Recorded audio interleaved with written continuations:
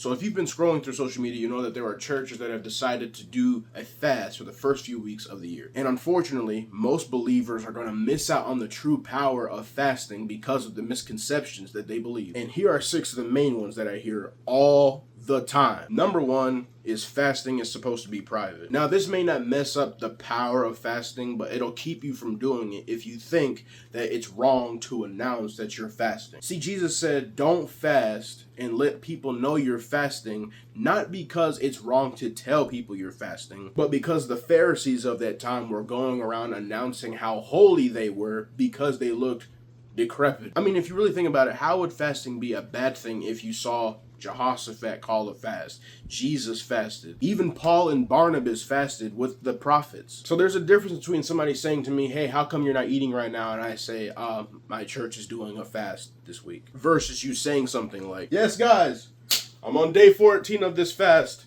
I'm being holy. If you need prayer, come ask me about it. Don't be a spiritual thirst trap. Number 2, fasting doesn't change anything because God already decided. Let's get this straight. God is sovereign, but in his sovereignty, he gave you his word, his promises, and he also gave you tools to engage said promises. Anything that absolves you of responsibility for your outcomes in life is not God talking to you. Yes, God may have a plan for you that he wants to accomplish in your life. Most Christians never, ever, ever reach that plan because they don't engage God to get the plan. Number 3, fasting is about self-control and clarity. And while fasting does give you clarity in the spirit and it does help you to keep your flesh under subjection, there are multiple facets to fasting. If you look at Mark chapter 9, when the apostles are trying to cast a demon out of a boy, they didn't have the power to do it. So Jesus comes up and he casts the demon out of the boy,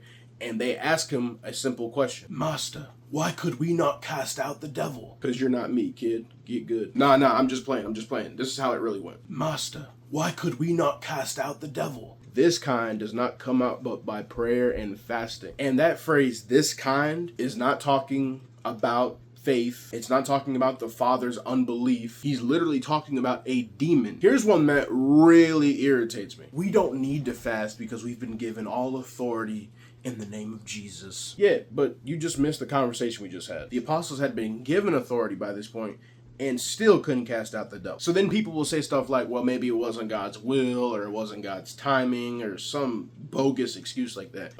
No, they just did not have the power to do it. See, Acts chapter 1 says something very key. Jesus said, and you shall receive power. He didn't say you shall receive authority. He didn't say you shall receive self-control. He said power. See, authority is a good thing. You need authority. It's the key to living the Christian life. But at the same time, when resistance comes, you need power to fight back. This is a really fun one to talk about, and I hope I don't burst your bubble. But fasting is not going off of social media for 30 days. Fasting isn't going off of Netflix for 10 days. The word fast in the Bible is a Hebrew word, TSUM, or sum, or psalm, or however they say it. And it literally means to cover the mouth, to abstain from food. I've always found it kind of funny how American Christians tell you that it's unhealthy to fast while they're eating a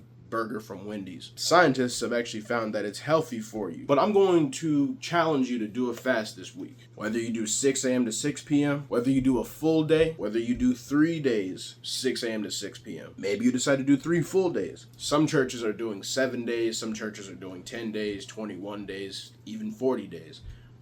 I've never done 40 days. Maybe one day I will.